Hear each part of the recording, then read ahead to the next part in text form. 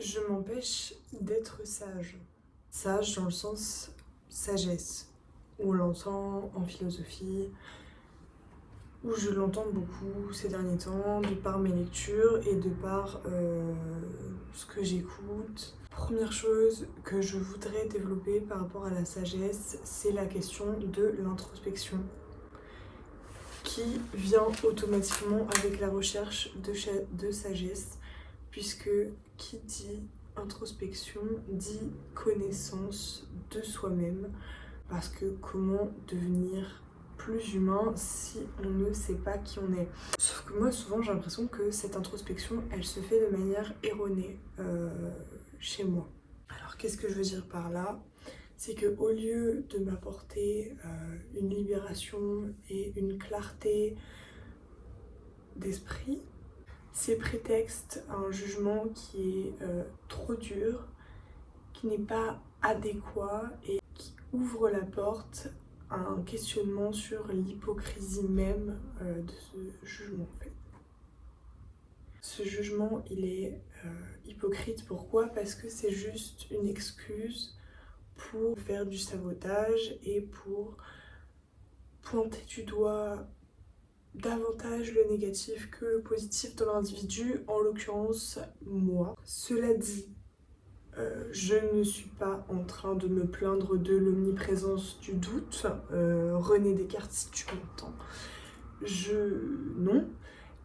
Il m'est très utile ce doute. Et cette remise en question permanente, omniprésente, elle est là pour me guider, pour m'apprendre à me remettre sur un chemin qui me correspond et j'ai énormément de gratitude pour ce doute, mais parfois il devient un peu trop énergivore et il prend énormément de place et il se dirige pas forcément, il ne s'axe pas sur les bonnes choses, si j'ose dire. Dans le sens où douter est quelque chose de normal, mais une fois qu'on a poussé un raisonnement sur quelque chose qui nous tracassait, qu'on trouvait une solution, même temporaire, à ce qui nous tracassait, et bien pour moi, c'est pas normal que derrière, il y a encore des montagnes et des montagnes de doutes. Et c'est pas que du doute, c'est plutôt une espèce de discours interne pernicieux qui lit entre les lignes, qui ne retient que les faiblesses. En fait, c'est comme une forme d'attaque contre moi-même en fait. Vraiment, c'est là qu'on en est. Plus je creuse et plus une partie de moi-même s'en sert pour me faire croire que je suis une mauvaise personne qui ne mérite même pas cette introspection.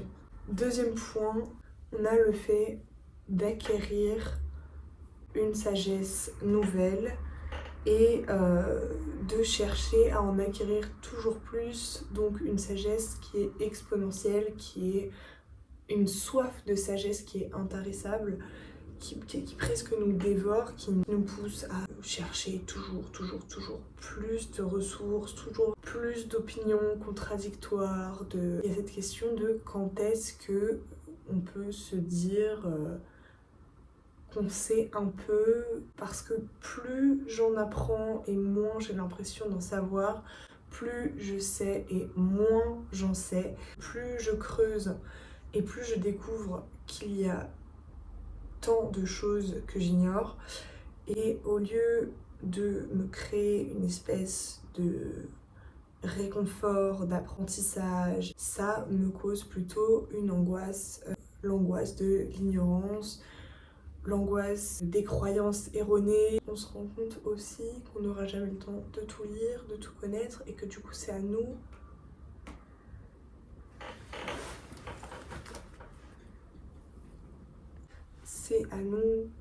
de faire des choix sur ce qu'on pense être utile.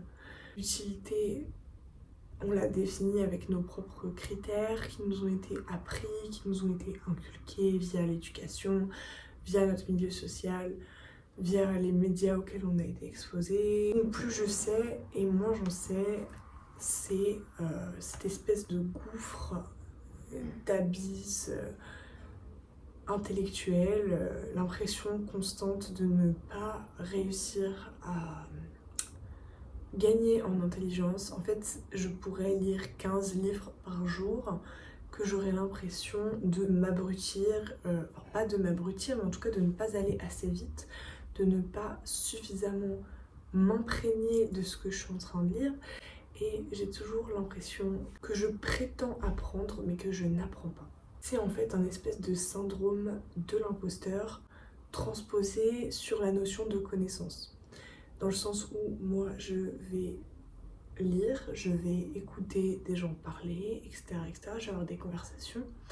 Et ces conversations, ces livres, ces podcasts, tout ce que vous voulez, ça m'apporte des informations que je traite. En fait, je me sens toujours mais d'une ignorance qui est colossale, quoi. J'ai l'impression qu'il est déjà même trop tard, dans le sens où je n'ai pas commencé à apprendre assez vite, assez tôt, avec assez d'ardeur. Je n'ai pas saisi toutes les chances d'enrichir mon capital littéraire, intellectuel, philosophique quand je les ai eus plus tôt. Enfin moi, quand je vois Frédéric Lenoir qui dit on commence à apprendre la notion de savoir en terminale au lycée, mais moi je pense qu'il faudrait l'apprendre dès la seconde. En terminale, je n'ai rien suivi à mes cours de philo parce que je refusais de m'ouvrir cette porte-là. Je ne sais pas pourquoi, j'avais un blocage à ce moment-là. Mais le fait est qu'aujourd'hui, je le regrette énormément. Je recite Frédéric Lenoir dans La sagesse expliquée à ceux qui la cherchent, parce que c'est le livre que je viens de lire et que beaucoup des précurseurs de cette vidéo sont partis de ce livre. Il nous dit qu'il n'est jamais trop tard ou trop tôt pour commencer à philosopher, même si on ne peut pas lire Hegel quand on a 5 ans évidemment, mais philosopher, c'est pas seulement lire de la philosophie. Et ça, je le rejoins totalement. Et évidemment que je philosophe depuis que je suis très jeune. Mais je pense que, bon là c'est mon ego qui parle, mais je pense que je possédais la capacité intellectuelle, les prédispositions, comme dirait Freud. Je me mets à citer n'importe qui, mais ce que j'ai lu, la méthode psychanalytique, il n'y a pas longtemps. Et donc des prédispositions qui sont psychiques et qui font que j'aurais pu développer un certain niveau de conscience du monde à un âge beaucoup plus jeune que celui que j'ai maintenant. Et voilà, donc ça c'est un regret qui me taraude, cette peur d'être bête, de faire des erreurs par pure ignorance, et d'oublier aussi ce que j'apprends au fur et à mesure, de ne pas réussir à conserver. Mais ça, je pense que c'est aussi lié à... C'est un problème générationnel, parce qu'avec les médias, on a toujours des centaines et des milliers d'informations qui défilent par jour, et du coup, on ne retient pas forcément tout ce qui se passe. La mémoire à court terme, en plus, chez moi, c'est pas vraiment long terme non plus, cela dit, mais enfin bref, passons. J'ai une peur immense de la plénitude quand je sens que j'arrive à un état de sérénité profonde, de plénitude, de détente, que ce soit dans mon cœur, dans mon corps, dans mon esprit, dans mon âme. Quand je ressens cet état de plénitude, c'est toujours après suivi d'un espèce de sentiment d'imposture, encore une fois. Ça me fait peur parce que aussi j'ai l'impression que ça m'éloigne du confort, de cette perception de la réalité dans laquelle je suis ancrée, dans laquelle je baigne depuis des années et des années. Elle n'était pas du tout centrée sur la sérénité, sur la plénitude, sur l'alignement. C'était vraiment tout le contraire. Et du coup, quand je m'approche de cette perception, et bien tout à coup je panique, comme si ce n'était pas ma place, comme si je n'avais pas le droit d'atteindre ou d'essayer d'atteindre cet idéal. Du coup, dans le bouddhisme tibétain, qu'on appelle l'éveil. Après, moi je ne prétendrai jamais atteindre l'éveil, parce que j'en suis extrêmement loin, qu'on soit très honnête. Oui, il y a effectivement une certaine angoisse de la plénitude, encore une fois. Et j'en viens aussi à encore une fois, cette sensation d'hypocrisie dans le sens où, oui, je recherche la sagesse, je recherche la plénitude, mais je transgresse encore en toute connaissance de cause énormément de vertus et de principes qui pourtant sont essentiels à l'apprentissage et à, comment on appelle ça ?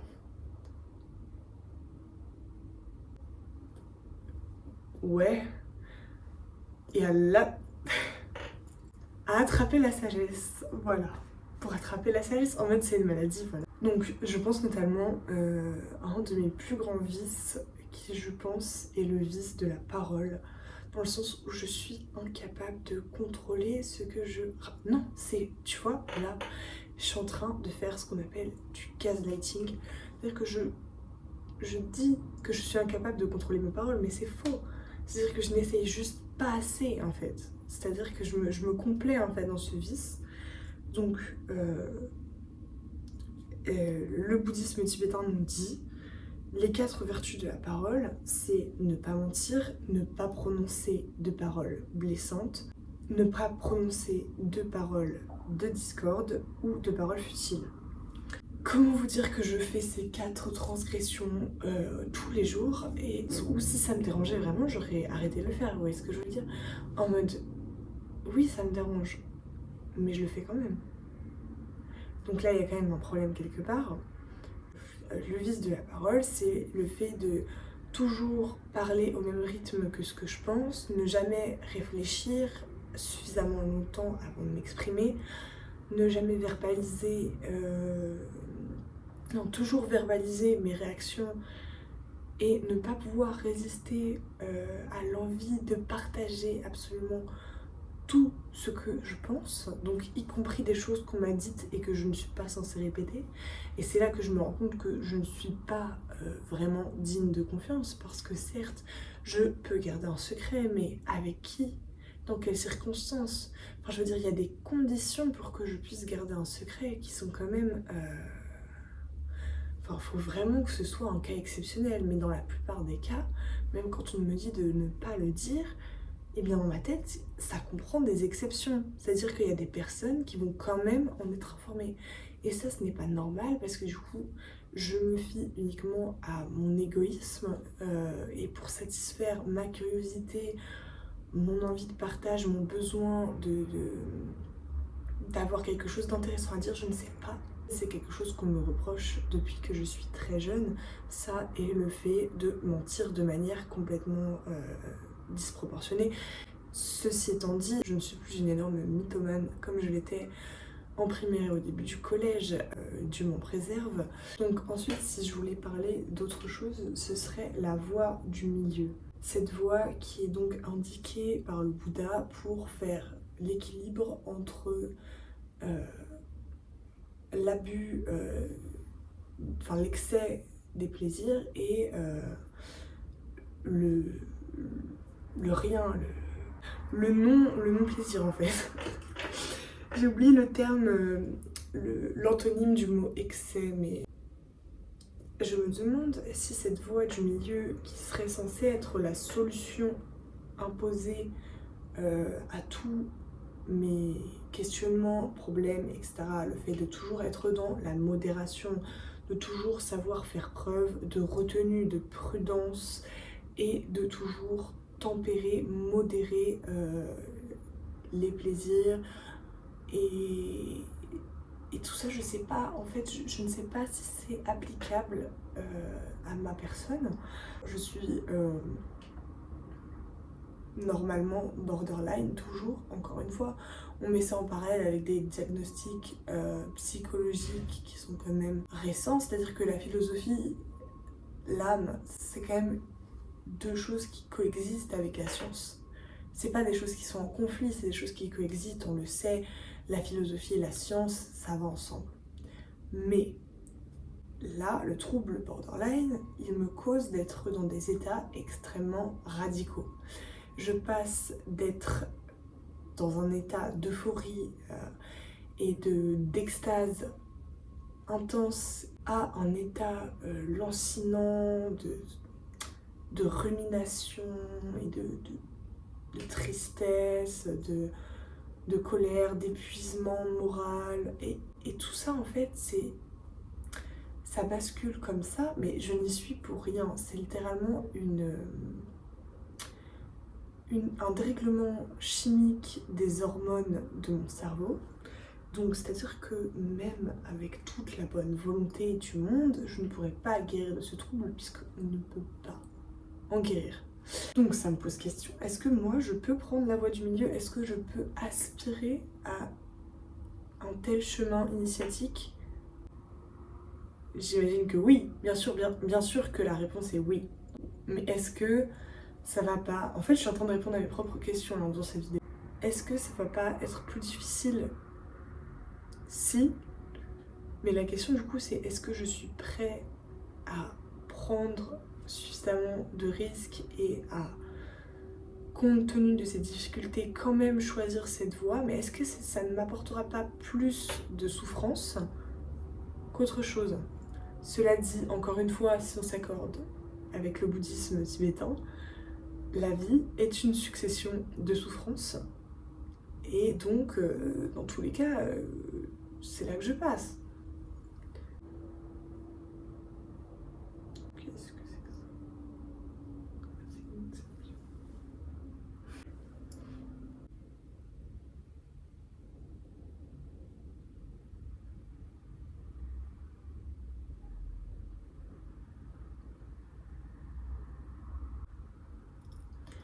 Si l'amour est le sommet de la sagesse, alors je suis sage. C'est une conclusion que je me suis faite.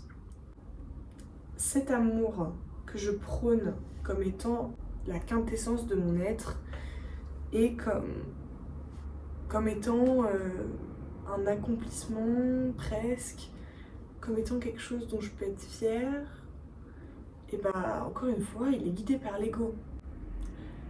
Et vous allez me dire, oui, mais l'amour, c'est pas de l'amour s'il est guidé par l'ego. Et bah, en fait, si. Dans le sens où même l'amour le plus authentique chez moi, le plus direct, le plus irréfléchi, le plus spontané et le plus intense, va forcément prendre racine dans une forme de conscience de ses répercussions et à quel point ça va faire grandir mon âme et donc à quel point ça va me faire grandir en humanité. Donc, à partir de ce moment-là, la question est la suivante: est-ce que mon amour est toujours authentique et non guidé par l'ego? S'il est conscient, est-ce qu'il ne serait pas égoïste? Est-ce qu'il ne serait pas profondément égoïste, cet amour? Et là, je parle de l'amour au sens large, c'est ça le pire. Je m'égare quelque peu. Ensuite me vient la question de l'identité. Nous serions apparemment tous un tout. C'est ce que je ressens profondément au fond de moi, même si parfois je refuse de l'accepter. Je sais que nous sommes un tout. Cependant, selon Nietzsche, je suis censée devenir ce que je suis. Mais comment devenir ce que je suis en tant qu'individu sans complètement m'effacer et perdre ce qui fait de moi un individu, puisque je ne suis qu'une partie d'un tout. Ça veut dire ne plus être unique, en perdre l'illusion en tout cas. Comment est-ce que je peux moi-même m'exprimer et avoir le sentiment que parfois j'ai raison, que parfois il me faudrait faire preuve d'une humilité sans pareil, puisqu'il faudrait que je puisse me dire que je ne vaux pas moins, pas plus que n'importe qui. Vous allez me dire, mais c'est facile de faire ça. C'est facile de se dire qu'on est tous égaux et que tu n'es supérieur ni inférieur à personne. Vous avez déjà essayé dans la pratique? C'est-à-dire que demain, vous allez vous dire, moi, je ne vaux pas plus que, je sais pas moi, Hitler. Moi, c'est toujours l'exemple que je prends parce que c'est pour moi un des pires. Vous en tant qu'individu, il y a limite un problème chez vous si vous vous considérez moins bien que...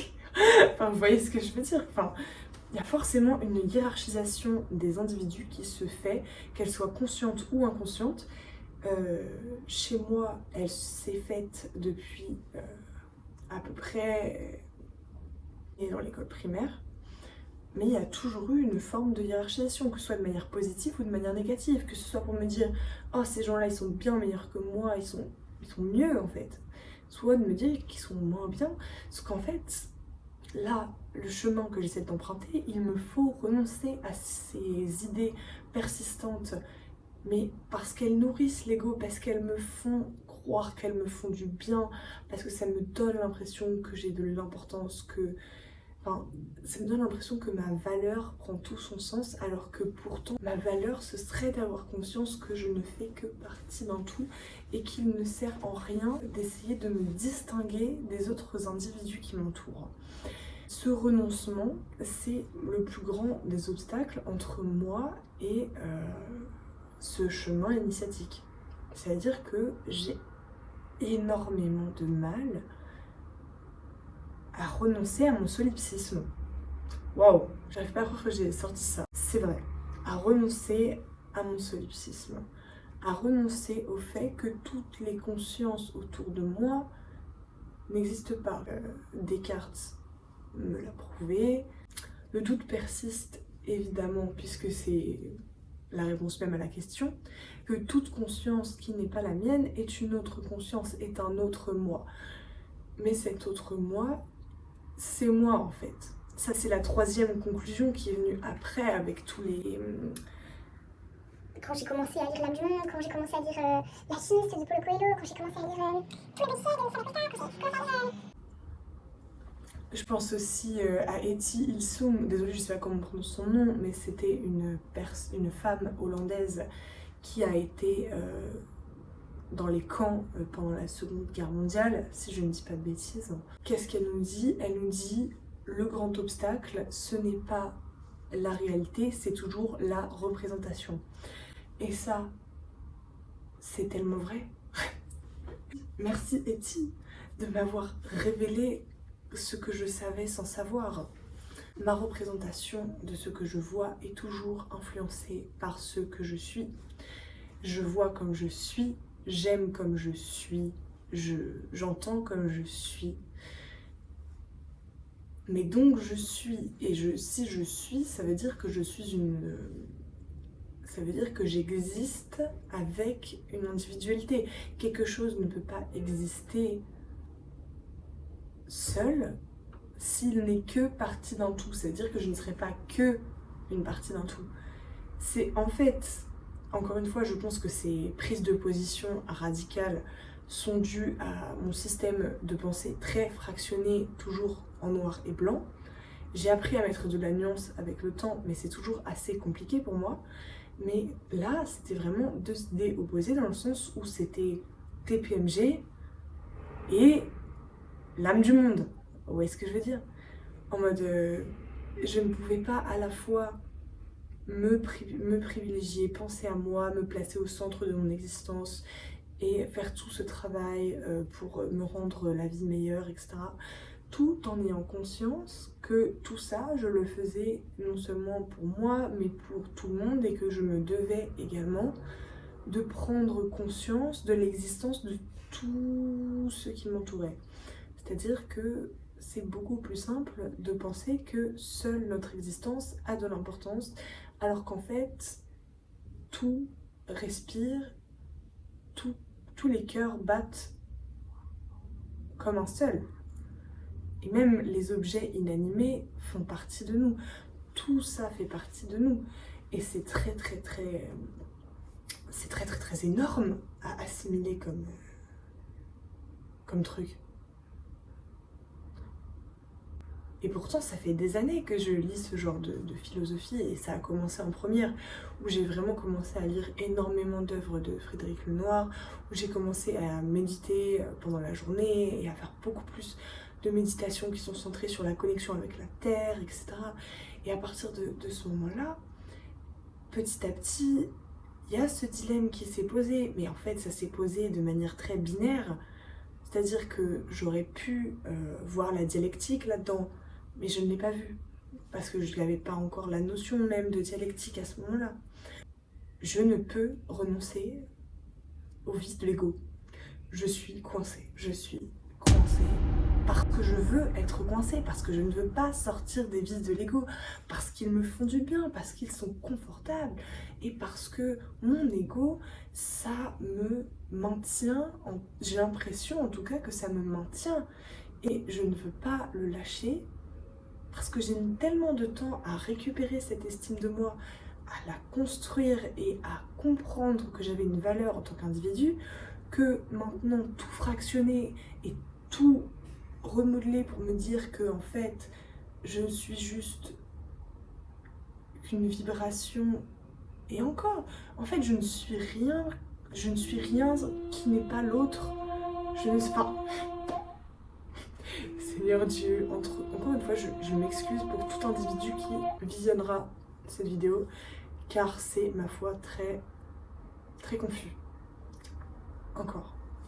Je vais en revenir à Frédéric Lenoir, qui, je pense que j'ai dû lire une bonne dizaine de livres déjà de cette personne, qui pour moi est d'ailleurs, que je considère comme un mentor philosophique, hein, vraiment, que c'est grâce à lui que j'ai pris mes premiers livres de philo en main et que j'ai commencé mon chemin initiatique.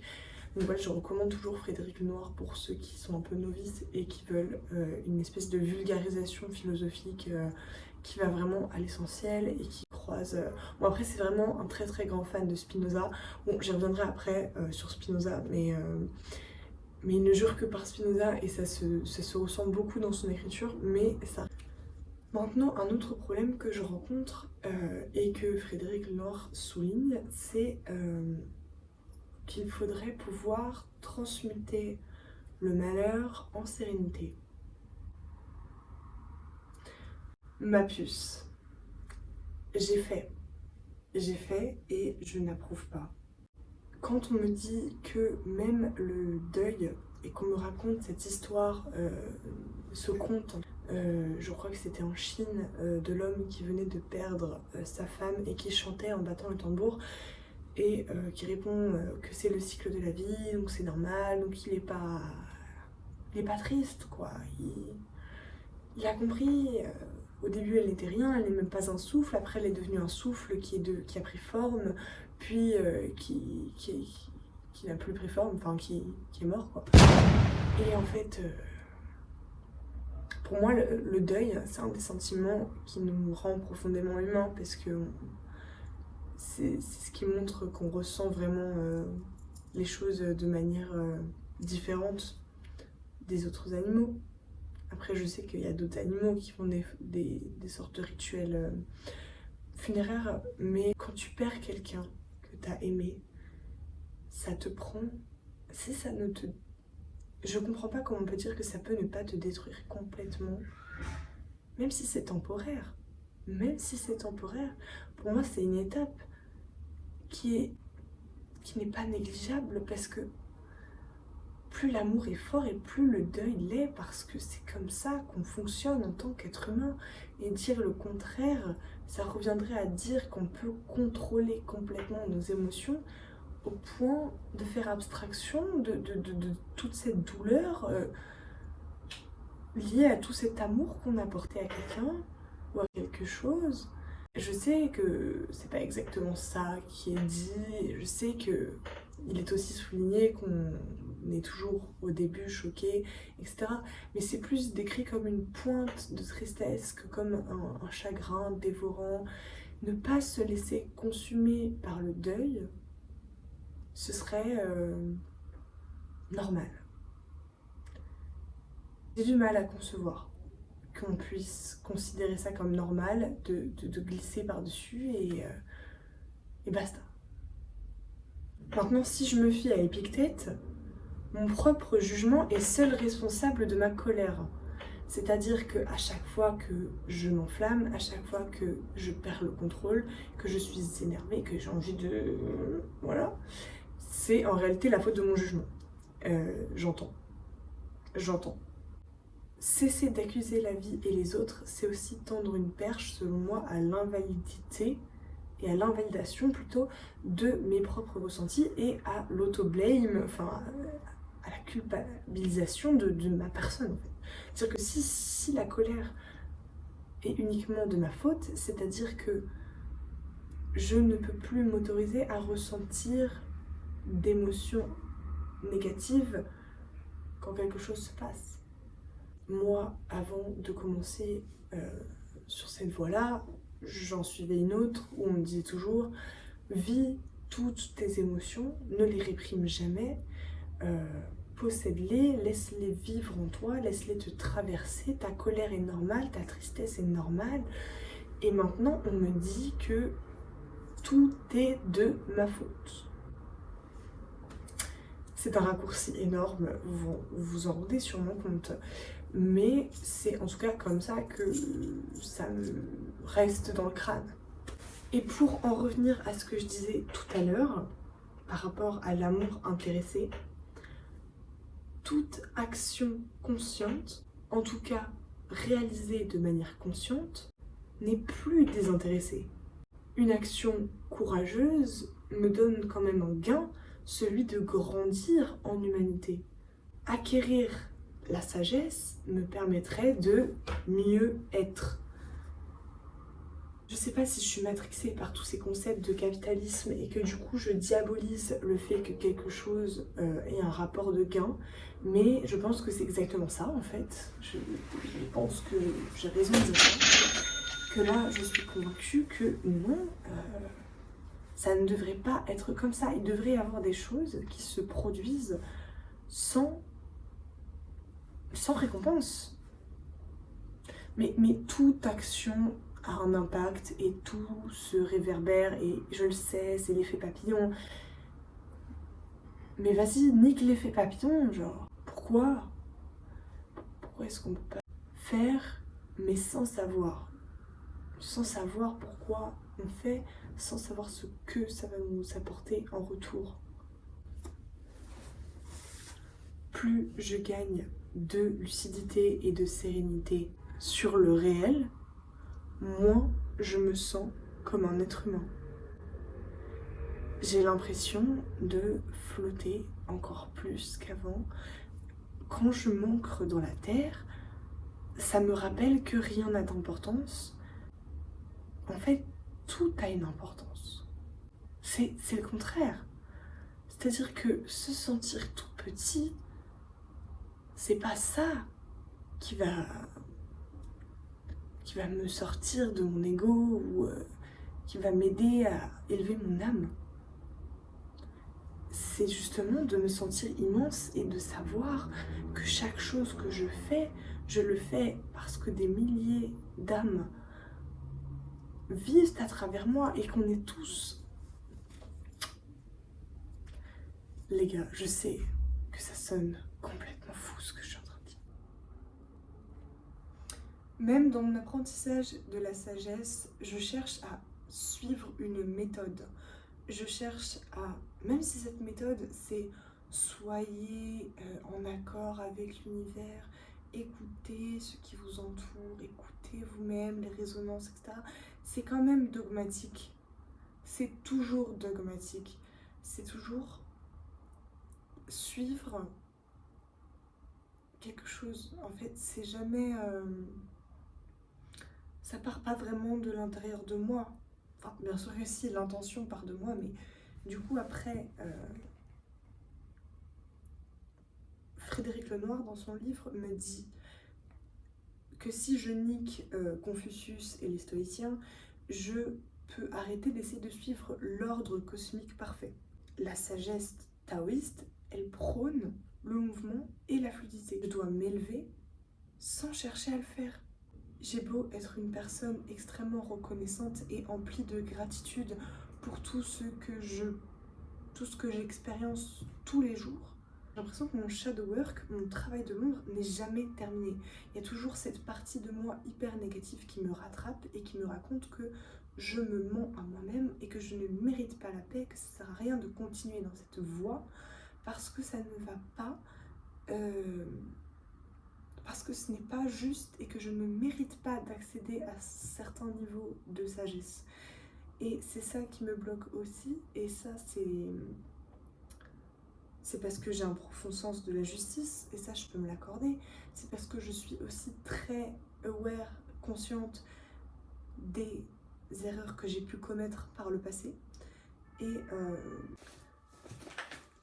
c'est comme vouloir accéder à une paix qui me tend les bras, mais dont je ne me sens pas digne.